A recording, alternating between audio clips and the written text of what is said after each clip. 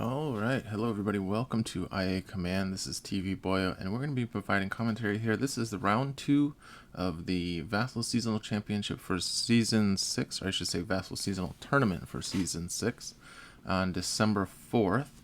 And we're going to be trying something a little different here. I'm always experimenting, trying to make these videos better. I recorded this. This is actual live recorded footage from the Vassal game as it was being played. On the day. It's a few days later now. But what I'm going to be doing is instead of just recording commentary over the normal speed playback, that would make this video like an hour. So to keep this video from being an hour so I don't have to record commentary for an hour, I'm going to be playing the video back and watching it at double speed. I'm also going to be listening to the player audio and then commenting over that, and hopefully that should make this a nice half-hour video instead of an hour, and I only have to record commentary for half an hour. So hopefully this works out. We'll see if this works well, and if maybe it does, we can do this for future videos. So we have, let's see, this is round 2. We've got Josh Songer, steering committee member, on the right playing Scum, playing against Lukas, who I believe is a newer player to the community. I think this is his first tournament with the IACP, but definitely doesn't play like a new player, like from what I've seen, or if he is, he's very talented. I've been quite impressed with his game so far. Alright, so it looks like we've got, I'll just start calling the shots here as they get played. This is going to be played pretty quickly. We've got deploy the garrison being used here. No rule by fear, so this is going to be getting played by Director Krennic. I'll go ahead and talk about Lukas's list since he's already got some action going on here. So we've got, you can't see them, the cards are unfortunately blank on the screen, but the 2 Darktroopers along with 2 Deathtroopers. One is, I believe one is elite and one is regular, but it looks like they're both red. Oh, there we go. Non-elite. he's differentiating them that way. Then we've got Iden Versio with Dio and Kayn Somos, which is really cool to see. And he's actually got advanced comm systems riding on Kayn Somos. That's the card that lets those adjacent abilities reach out to range 3, which means that Krennic's riding without it, and his ability only reaches out to range 2. So he's playing against Josh. Josh is playing a Scum list. He's got, looks like a Mandalorian themed list. We got Mando, the 10-point version, riding with Sabine, which means he's got temporary alliance. We also see Jawa, Hondo Onaka, Dr. Afra, Elite Jawa, bringing in C-3PO. Then we got Clan of 2 on Mando, Black Market, and of course Temporary Alliance. So cool to see a mix of old and new figures, deployment cards in Josh's list, with Sabine and Hondo being cards from Challenge to the Lothal. Really cards, the set that has kind of set the power level curve for IACP. So it's nice to see them playing with these IACP figures. And of course we also see the Deathtroopers. Those are unaltered from the originals. And Kayn Somos really just recosted.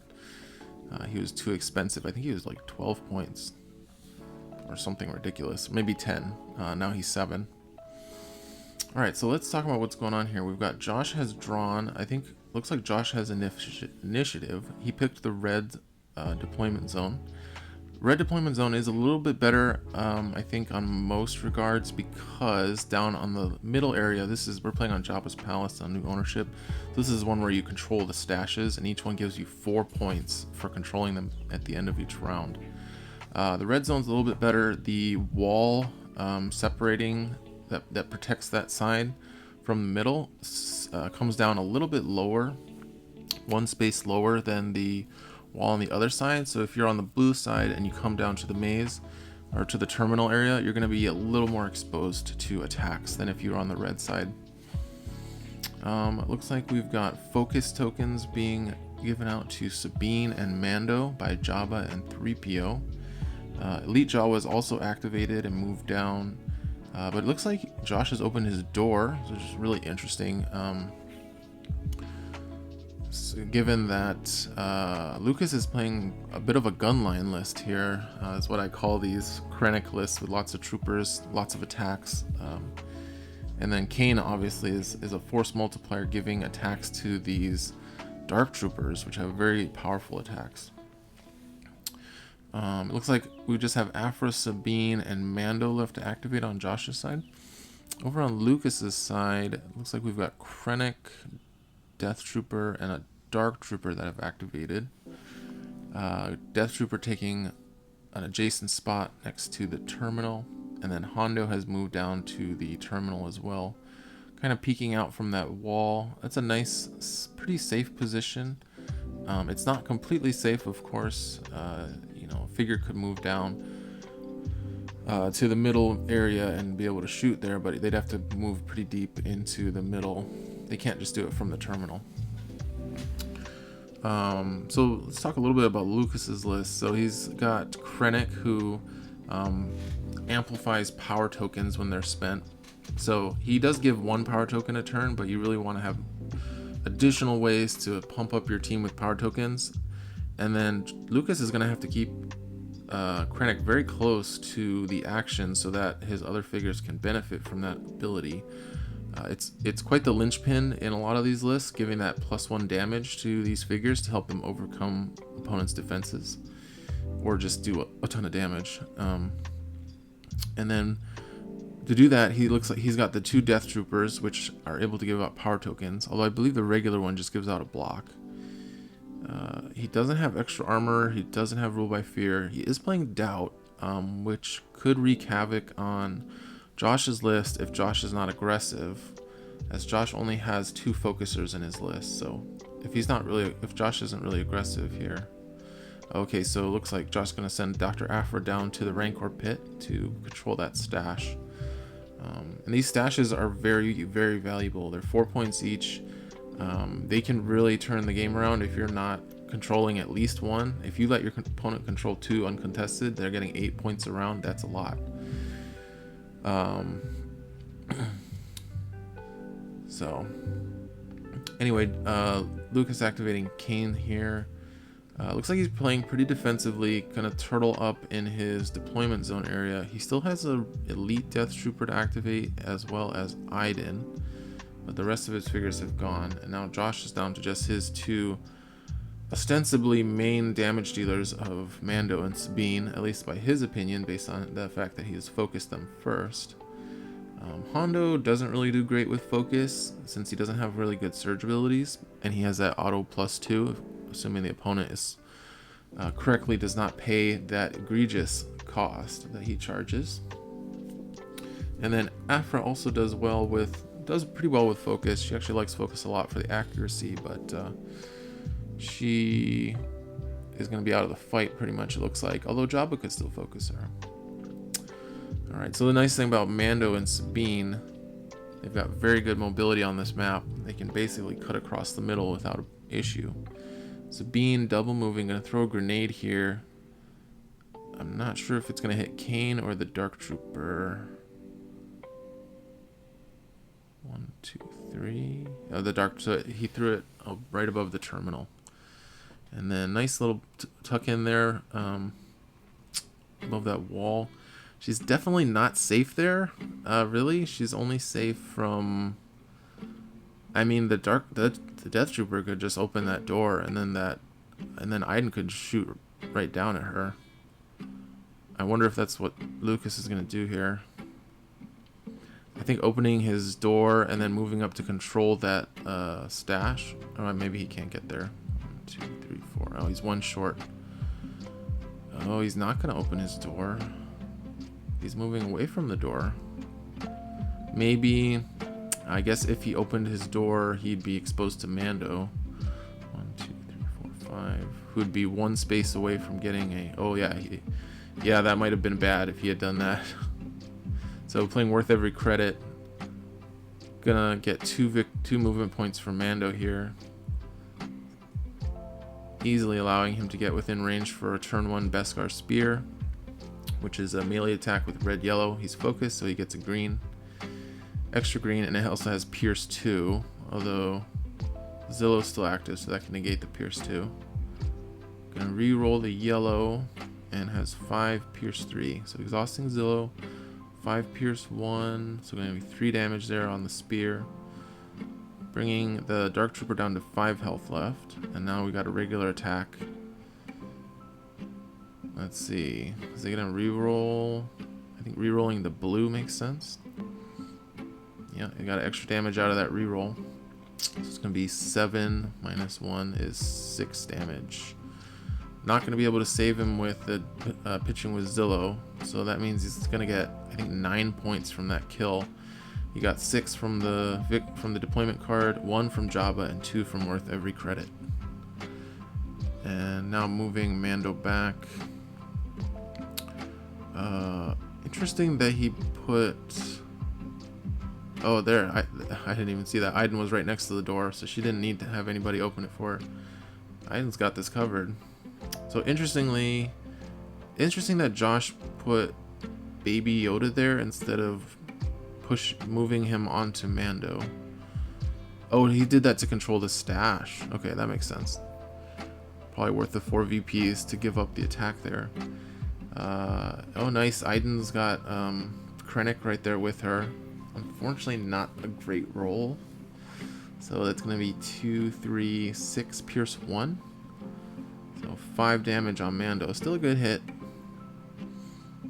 I think it makes sense to go for Mando early here instead of Sabine. Sabine will be the easier kill, but Mando is faster than Sabine and is harder to kill, and he's going to be doing more damage than Sabine by a wide margin.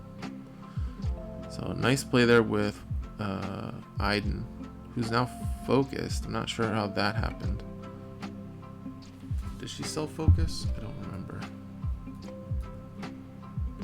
So Josh just used Black Market at the end of the round. That was end of round 1. He bought tools for the job, putting him down to 15. He did getting those 8 victory points uncontested. The Dio movement was interesting, but unfortunately Iden has the text on her that Dio does not count for control. I'm not sure how she got... Okay, the focus is turning into a hidden from... This is covering fire. So, gonna hide 3 of Lucas's figures and gonna give them the ability to stun off of a surge. Oh, Josh has take initiative and no negation, so he's gonna be able to take the tempo here. Gonna play fuel upgrade as well. A lot of start around cards being played. So that's gonna make stunning his figures a lot harder now. Gonna have those surge cancels available for free on his Sabine and Mando. So gonna activate Mando first. Let's see. Yeah. Oh, it looks like Doubt also stripped Sabine's focus since she didn't attack last round. So Josh gonna activate Mando here.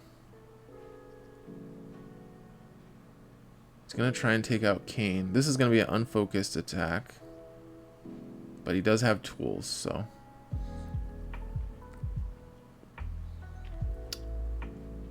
Another triple block for Lukas. That's pretty good for him. Reroll. That's a good reroll. That's going to be 7 Pierce 3. If he exhausts Zillow, it'll be 7 Pierce 1, which will be 5 damage. And now I've got the regular attack coming in. And I believe Kayn still has 12 health. Let's see. He's got a pretty good health to cost ratio, if I recall. Yeah, he's got 12 health. So 5 Pierce 1. For 3. Looks like he spent a block token there. So 4 damage short of one-shotting Kayn, which is good. I talk like that because I've seen Mando just delete figures when he goes for that Beskar spear, but usually he's focused when that happens. And he's gonna move back behind the wall. He's gonna have to teleport the child back to him after his activation ends. He's going to heal damage with force exhaustion, which leaves Sabine pretty exposed there. Very aggressive maneuver with Sabine without being able to follow up, because he definitely had to follow up with Mando. So something we haven't talked about yet with Lucas's list is his Darktrooper plus Deathtrooper combo. Deathtrooper is having that field commander ability that lets him activate another figure that costs 6 or less. Alright, so we've got Iden attacking with a hidden. I feel like he should have brought Dio back first. If he brings back Dio, he could get... Oh, she dodged. Oof. So Sabine dodges. Didn't matter. If Iden had brought Dio back to her, she could have used Droid Kit to get a damage power token. I'm not sure what Dio's doing. It looks like Dio's going to come down and try and stun Sabine here. No surges against 2 surge cancels, but 3 damage is pretty good for Dio. That's a nice bit of damage to Sabine, who's only got 11 health. Oh, we're going to play Strength in Numbers off of Iden, which lets him activate. Yep, the Death Trooper is less than 5. So this is going to be a big activation chain, because now he can chain off of the Death Trooper into the Dark Trooper. Oh, really good roll for the Death Trooper there. She should have an extra... Oh yeah, there's the extra evade. Unfortunately, doesn't get any surges. But did quite a nice chunk of damage. 4 damage, that brings her down to 4 health. Not going to be difficult for this Dark Trooper unless she dodges. Nope, no dodge. Does spend all his tokens, and he's hidden. Ooh, massive hit. Sabine is dead before she can activate. That was a big get for Lukas here, who has otherwise fallen significantly behind on victory points. If he can get Mando, who's still just kind of lingering and already activated, if he can get Mando this round, he might be able to catch up. Okay, Jawa's activating. Gonna use order hit on Mando, so that's going to allow him to move away after he attacks. So I'm going to attack the Elite Death Trooper here. Nice roll. Could re-roll that blue. Yep, and gets an extra damage for it. So that's going to be 8 minus 2, so 6 damage. 1 short. Doesn't have bib.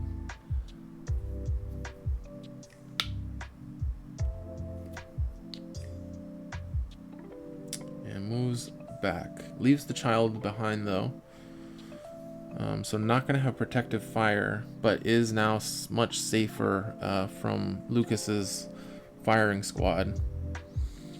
Lukas has not activated Kayn yet, I believe.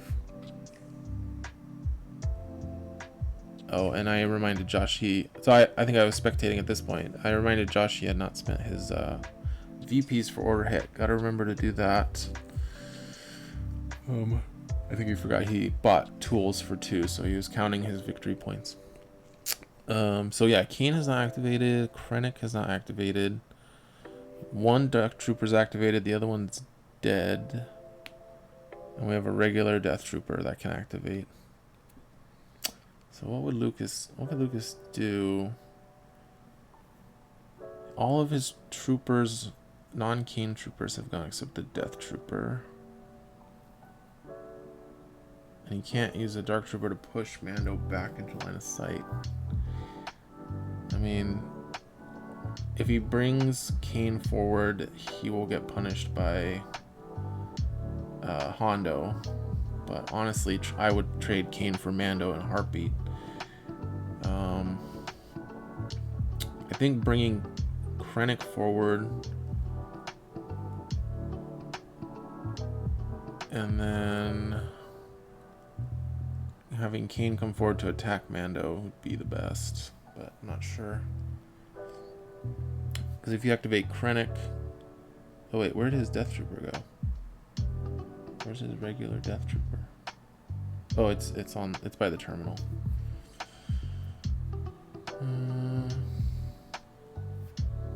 Yeah, I'm just trying to think what Lukas could do here.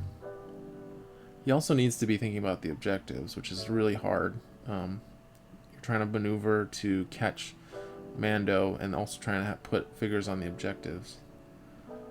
Oh, we've got Jawa coming in. Gonna attack Dio. Gonna do 1 damage. Not gonna be able to get up to that upper stash though. So what would I do? Like Krennic.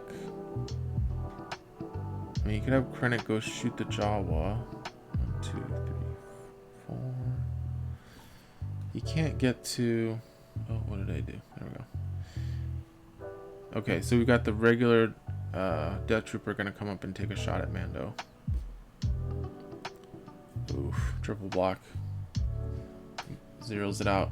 So you really needed Krennic there for some assistance.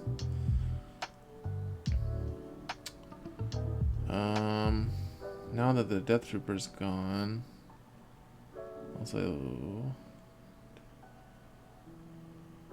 Krennic can't get a shot on Mando. 1, 2, 3, 4. 1, 2, 3, 4. And you know what? That gave that Death Trooper took away the only spot Kayn can actually shoot from. So I wonder if that. I think that Death Trooper should have probably gone to take a stash. To control one of the objectives, probably the middle objective.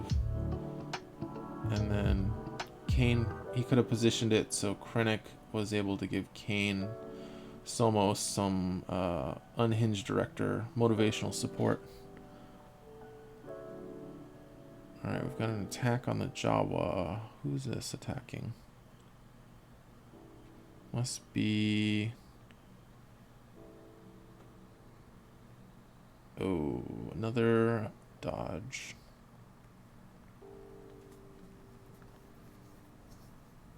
Not sure where this attack is coming from. Because I think I didn't activate it already.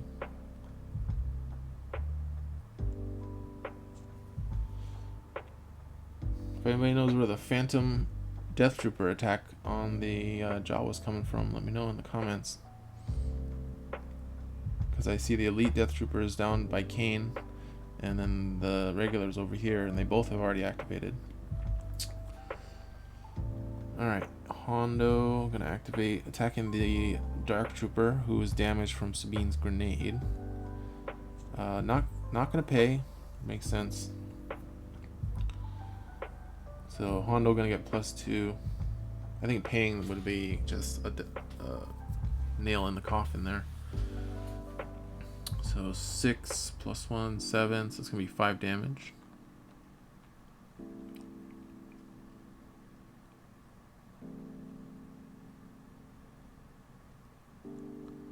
And now Hondo gonna take that stash. Could that regular Death Trooper have gotten up to the top stash? 1, 2, 3, 4, 5, 6, 7. No, he would have been too far away. But at least he would have stopped Josh from getting that 4 VPs. So that's the end of round 2. Josh gets 8 VPs again from the objectives. And now we have Black Market being used. Oh no, gonna draw Rebel Graffiti. Not gonna be able to use that with Sabine, but gonna be able to play it off of 3PO at least.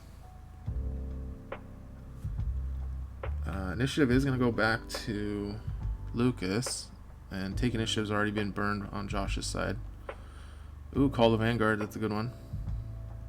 So the Darktrooper here is gonna be able to come up and make an attack. Oh, it's too bad Krennic is so far back, though. But I think maybe it makes sense to prevent Josh from picking up any kill VPs if possible. So maybe conservative play is the name of the game here. Really good roll there. Looks like he re-rolled and got a better roll. So nice management of that advanced targeting computer. That lets him re-roll a die, and if he gets less damage pips than the original die, he gets to add a damage. So that takes Mando to 13, one short. He was one damage short, which means this could be the fist could take him out. He could punch him to death. And Dr. Afro using excavation on Lucas's strength in numbers. All right, so Deathtrooper gonna activate here. Most likely going to chain into the Darktrooper. Deathtrooper attacking Hondo. That makes sense. Again, too far away from Krennic to benefit from the ability of spending that power token. Not a great roll. 3 damage, but at least Hondo blanks out. And I think Josh just has to... I think he's gonna lose Mando here for sure. Oh no, that was the Durasteel fist rolling a blank to get the last damage on Mando. So now Darktrooper's gonna have to use his attack. I think Lukas was hoping to get a free kill with the Durasteel fist, and then maybe kill Hondo with his attack. Josh remembered to use Force Exhaustion here. Oh, Lukas got rid of the red. Why would you not get rid of the blue? You could have just rolled red, green.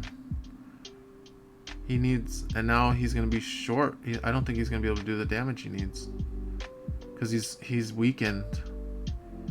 He's weakened from Force Exhaustion. If he had, he's got officer's training.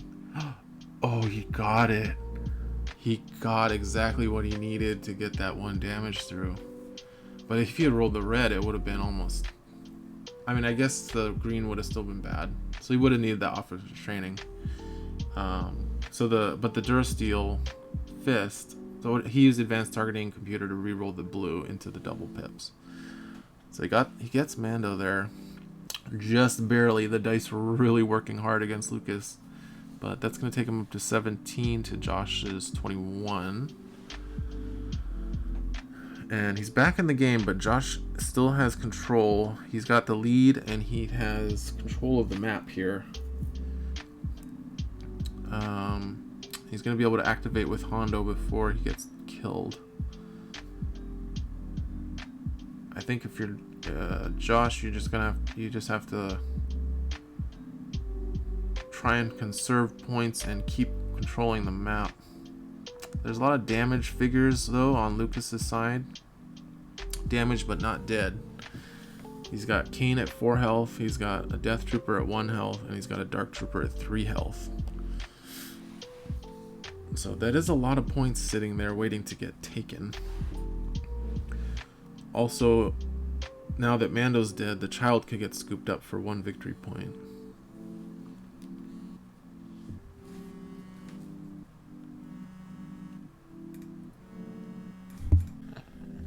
Alright, you want to help Daddy? Okay. Alright, we are back. And it looks like we are attacking the Darktrooper. Okay. So Hondo is activated, and it looks like he played Pickpocket. Okay, so I'm a dum-dum. So this is not a Mandalorian list. This is a Scum VP list with Mando. Of course, we've got all the pieces. Hondo, Sabine, Jawa, Black Market, Afra. Worth every credit is a Scum VP card you see. You see in Scum VP, but you see it in all kinds of Scum lists. So it's not until I'm seeing Pickpocket, and before that we saw Rebel Graffiti got drawn. So Josh is playing a pretty straight up Scum VP archetype, but he's running Mando instead of Greedo and Onar. So let's see. It looks like Dio is activating. So it looks like Josh pretty much sacrificing Hondo here to get that Pickpocket, which means he must be counting to 40 somehow. He must see a route to 40 that involved killing that Darktrooper. So he's at 29. He stole he stole, it looks like one VP with pickpocket. So he needs 11 points to get to 40. So yeah, that really changed how you really don't want to be letting a Scum VP list get all those VPs from objectives. But I haven't seen a Scum VP list in quite a while. Okay, after activating, I'm going to play Black Market Prices, drawing 2 cards, and gets to discard a card and get some VPs. Going to discard Lamb for 3 VPs. Ooh, and Windfall for the full 6. So he's half the way there. He just needs 5 more VPs to get to 40. I wonder how he's counting to 40 here.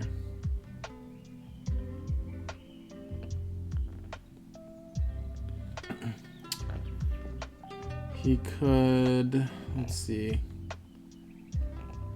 He just needs to kill a 4-point figure. So if he kills the Deathtrooper somehow, let's see, Jawa hasn't gone. Oh, he's gonna do one more thing, he says, with Afra. Jawa hasn't gone, so he could order hit and he would need to get 7. Oh, he's got strength in numbers. So he's using the strength in numbers from Lukas's discard pile with excavation. Jawa's gonna come up and attack Dio. Dio's got 3 health left. So that's gonna get him 1 VP with Jawa. Oh, celebration. There it is. There's his 5. So yeah, Josh played that really well, counting up to 40 there. A very strategic sacrifice of Hondo. But he definitely had, I think he had the win. He must have had Black Market Prices, Lamb, Windfall, and Celebration in his hand there. Sorry, buddy. Caleb's a little sick here. Alright, so that was the game. Thanks everybody for watching. I thought that was pretty cool to see Scum VP in action again. An awesome performance by Lukas there with a really cool trooper list. Darktroopers with Krennic and Kayn is something we haven't really seen, and I thought he played that really well with his activation chaining there, killing Sabine, and then I thought he did really well with trying to kill Mando. Unfortunately, the dice were kind of against him this game. But yeah, I hope to see you guys for the 3rd round. See you later.